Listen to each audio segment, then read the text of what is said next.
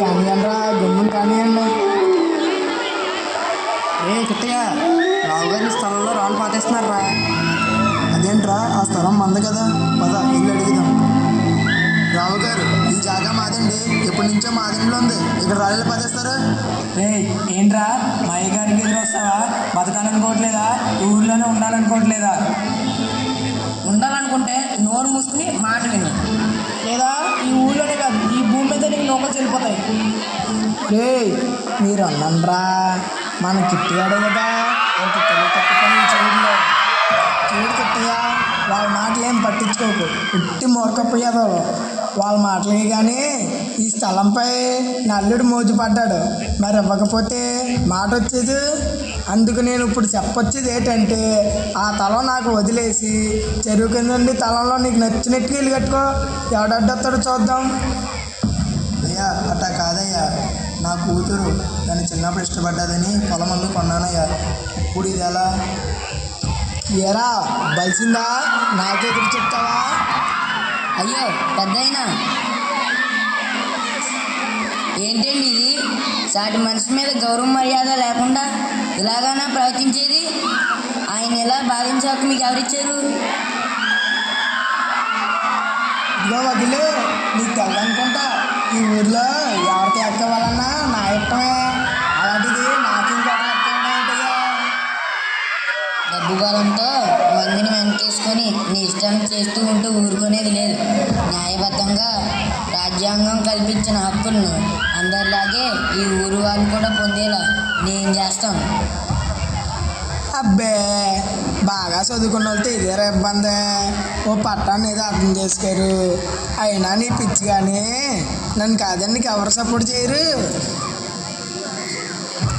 ఎవరు సపోర్ట్ చేసినా చేయకపోయినా ఆధారాలు ఆయన వైపు ఉన్నంత వరకు రాజ్యాంగపరంగా ఏర్పాటైన వ్యవస్థలే ఆయనకు రక్షణ కల్పించి న్యాయం చేస్తాయి.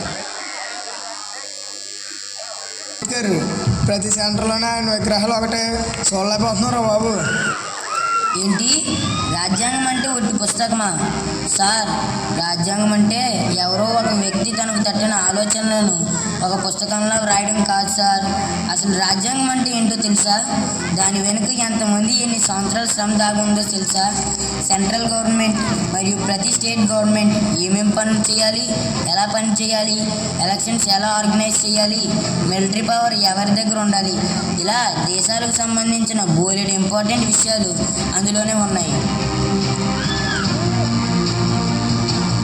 ఎవరురా ఇక్కడ రాజ్యాంగం గురించి తక్కువ చేసి మాట్లాడింది? వీళ్ళిద్దరి మధ్యలో నువ్వేడు తాత? ఆయన స్వతంత్రం కోసం పోరాడే ఊరి చివరు ఉంటారు, నువ్వు ఆగు. ఈరోజు మీకు స్వేచ్ఛ స్వతంత్రం అన్నీ ఏ శ్రమ లేకుండా పొందేసరికి వాటి విలువ బొత్తిగా తెలియకుండా పోయింది. వాటి విలువ తెలియాలంటే ఇప్పటికీ దేశంలో ప్రజలు ఏం తినాలి, ఎలా ఆలోచించాలి, ఎక్కడ ఉండాలి, ఎలాంటి బట్టలు వేసుకోవాలి, ఇలాంటి విషయాలన్నీ కంట్రోల్ చేసే నార్త్ కొరియా లాంటి దేశాల గురించి తెలుసుకో.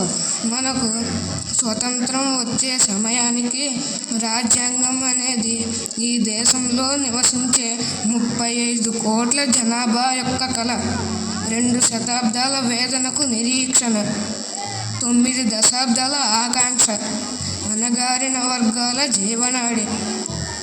దేశం నలుమూలలో నుండి 389 మంది గొప్ప నాయకులను రాజ్యాంగ సభ సభ్యులుగా ప్రజలు ఎన్నుకుని పలు కమిటీలుగా విభజింపబడి వారు ప్రపంచంలో వివిధ దేశాల రాజ్యాంగాలు క్షుణ్ణంగా పరిశీలించి పరిశోధించి వాటిలో మన దేశానికి అనుకూలంగా ఉన్న చట్టాలను తీసుకొచ్చి డాక్టర్ భీమ్రావ్ రామ్జీ అంబేద్కర్ గారి ఆధ్వర్యంలో ఉన్న డ్రాఫ్టింగ్ కమిటీకి అందించగా ఆ మహానుభావుడు ఆధ్వర్యంలో డ్రాఫ్టింగ్ కమిటీ ఆ నివేదికలను లోతుగా అధ్యయనం చేసి ఒక రూపం కల్పించి డ్రాఫ్ట్ కాన్స్టిట్యూషన్గా తయారు చేశారు.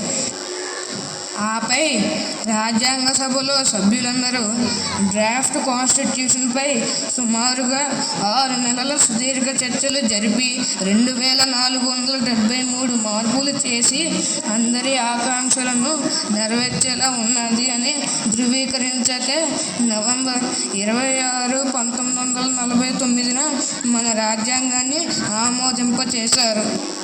మీరు చెప్పింది ముమ్మాటికి నిజమే తాతగారు.